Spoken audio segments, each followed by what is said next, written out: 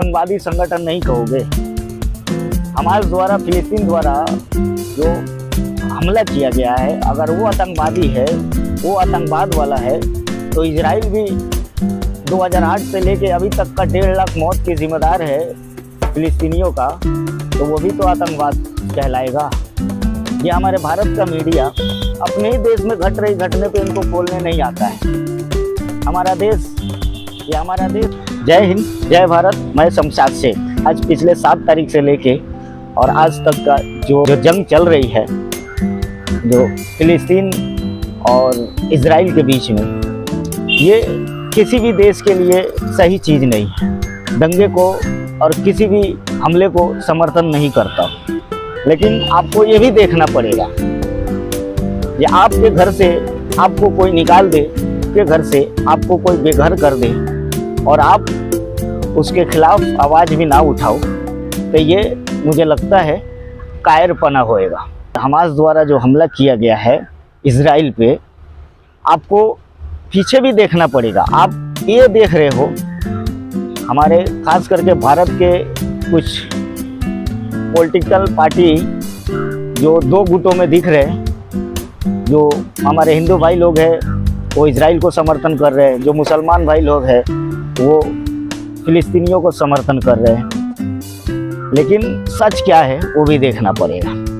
मेरे भाई, हम भारत देश में रहते हैं, हम यहाँ पे दूसरे देश को लेके और आपस में गुट ना बनाए। मेरा पहला अपील यही है, आपको गलत और सही पे डिसीजन लेता है। कोई भी युद्ध होता है, कोई भी दंगा होता है, तो उसमें ना हिंदू मरता है ना मुसलमान मरता है, सबसे पहले इंसान मरता है और इंसानियत मरती है। हमें और आपको ये समझना पड़ेगा।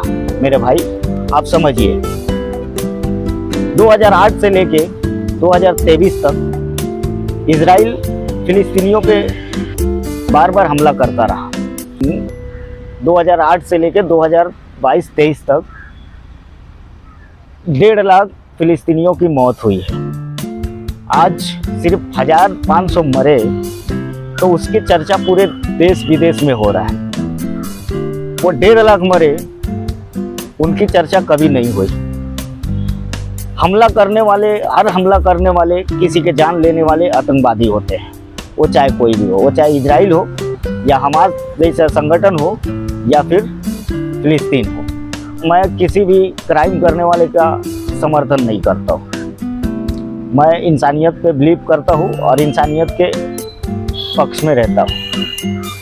मेरे भाई, आप समझना, ये जो दंगे कराए जाते हैं, जो युद्ध कराए जाते हैं, जो जंगें छिड़ी जाती है, इससे फ़ायदा किसका पहुँचता है?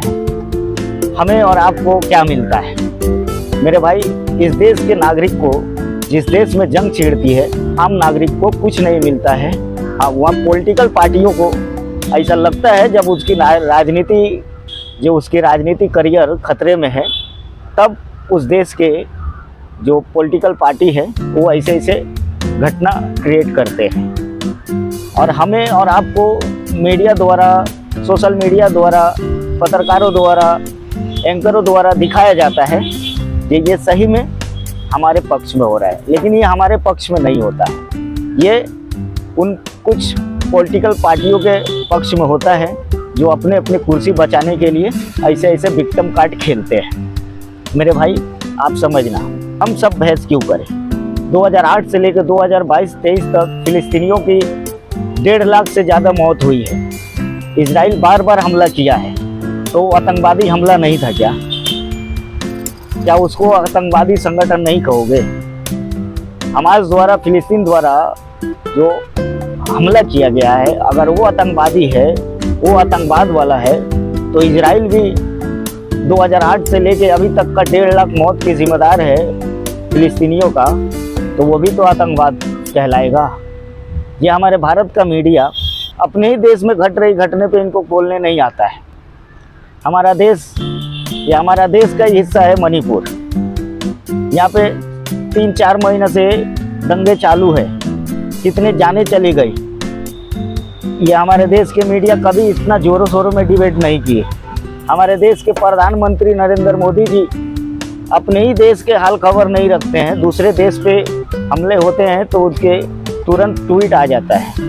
आप समझिए, हमारे देश के बेटी बहनों को लंगा घुमाया जाता है, सड़कों पे दौड़ाया जाता है, मारा जाता है, देश के पीएम नहीं बोलते हैं, लेकिन दूसरे देश के जब वीडियो आता है तो उसके ऊपर फटाक से कमेंट करते हैं और उसके समर्थन में ट्वीट करते हैं। तो आप समझो 4000 किलोमीटर दूर है इजराइल, वो वहाँ के घटना मोदी जी को दिख जाता है, लेकिन हमारे देश में मणिपुर है, वहाँ के घटना मोदी जी को नहीं दिखता है।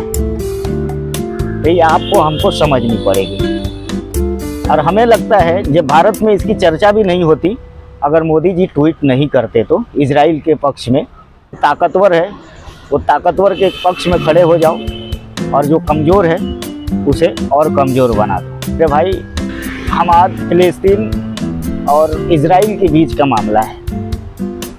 हमारे देश में भी, भारत देश में भी इस मुद्दे को लेके कुछ पत्रकार और कुछ युवा इस पे बहस कर रहे और इसे भी सामुदायिक रंग देने की कोशिश कर रहे हैं। तो ऐसे ऐसे अफवाहों से बचो।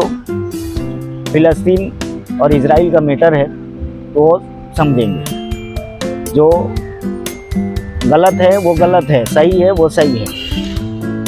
कोई भी कितना झेलेगा, बेचारे वक्त पलट के वार करता है। कल तक उनकी बारी थी, आज उनकी बारी है। कल तक इजराइल हमला करता था फिलिस्तीन के ऊपर, आज फिलिस्तीन की बारी है। जो यही मीडिया हमारे ही भारत के, हम भी सुनते थे, ये ऐसे ऐसे पूरे प्लान करके और ऐसे ऐसे शो चलाते थे, इजराइल के बारे में इतनी बड़ाई दिखाते थे, अपने देश के बारे में ना, इजराइल देश के बारे में। एक परिंदा पर नहीं मार सकता है, उसके पास इतना बड़ा टेक्नोलॉजी है। ये मतलब हमारे और तुम्हारे को कितने ध्यान देते थे, हम सब ने देखा है और हम सब ने सुना है। अभी भी सोशल मीडिया पे उनके जो भी प्रोग्राम है, जो भी चीज़ें हैं वो पड़ी है, आप निकाल के देख सकते हो। ये जितने बड़े बड़े एंकर हैं, ये सबको मतलब बताने का पैसा मिलता है और ये बताते हैं। तो भाई वक्त बुरा होता है तो कोई भी टेक्नोलॉजी काम नहीं करती है, क्योंकि हमारे बाद ऊपर वाले की भी बारी आती है, क्योंकि हमारे ऊपर भी ऊपर वाला है। तो आप कितना भी टेक्नोलॉजी बना लो, मौत को नहीं रोक सकते हो। आप बुढ़ापे को जवानी में नहीं बदल सकते हो। आप कितने भी महान टेक्नोलॉजी पे काम कर लो, आप फिर से बच्चा नहीं हो सकते हो। मौत आनी है, ये निश्चित है और ये 100% सच है। इसी तरह से हम सबको अपनी ज़िंदगी जीनी चाहिए, एक दूसरे को देख के और एक दूसरे के समर्थन करके और एक दूसरे का हाल खबर रख के, ना कि अपनी निजी स्वार्थों के लिए और अपनी चंद पैसों के लिए नेताओं की दलाली करे और लोगों का खून बहाए और आपस में दुश्मनी करे। भाई ये कहाँ का वसूल है भाई? अपने ही घर को अपना कहने के लिए आपको आतंकवादी कहा जाएगा। ये फिलिस्तीन का जगह है जिस पे जबरन ये इजराइल कब्जा करके रखा है, तो भाई वो अपना हक तो मांगेंगे ही। तुम उनको, उनके बच्चे को मारोगे, उनकी औरतों को मारोगे, उनकी लड़कियों को मारोगे, उनकी बच्चियों को मारोगे। हमने सब ने देखा है, जब जब इजराइल हमला किया है पूरे देश ने देखा है। जो वह दूध पीते बच्चे को भी निकाल के उनकी गला दबाई जाती है, उनकी गला काटी जाती है, प्रेग्नेंट औरतों को मार के पेट काटा जाता है। हम सब ने देखा है जो इजराइल हमला करता था फिलिस्तीन के ऊपर, जो गाजा के ऊपर, तो वहाँ के लोगों के साथ क्या होता था। लेकिन बड़ी अफसोस की बात है, ये हमारे देश में सही गलत की परख लोग नहीं कर रहे। बस इनको खाली देशभक्ति में डूबना है और सामुदायिक रंग देना है, कोई भी मुद्दा हो जाए। आपको गलत सही के बात करनी चाहिए ना। ये नेताओं का जंग है, नेता जाने। देश का डर दिखा के, देश का खौफ दिखा के हमें और आपको, लोगों को गुमराह किया जाता है। फिर टाइम आने पे हमारा ही बलि चढ़ाया जाता है। और इन नेताओं का क्या होता है, आपने सोचा है कभी? आपने जाना है किसी भी जंग में, किसी भी युद्ध में, किसी भी दंगे में कोई भी बड़ा बिजनेसमैन के घर का सदस्य कोई मरा है क्या? पॉलिटिशियन का घर का सदस्य मरा है क्या, कोई भी पॉलिटिशियन मरा है क्या, कोई भी पॉलिटिशियन का लड़का मरा है क्या, कोई भी बिजनेसमैन मरा है क्या, कोई भी बिजनेसमैन का लड़का मरा है या घर का बच्चा मरा है क्या? उसमें आम आदमी मरता है। मिडिल क्लास वाले, सेकंड क्लास वाले, थर्ड क्लास वाले, ये लोग मरते हैं। फर्स्ट क्लास वाले तो नहीं मरते हैं भाई। उनको जब दिखता है ये यहाँ पे खतरा है, फ्लाइट लेके दूसरे कंट्री में निकल लेते हैं, क्योंकि हम और आप रोड पे निकल के बकचोदी करते हैं और बकवास करते हैं और नेताओं के पक्ष में नारे लगाते हैं।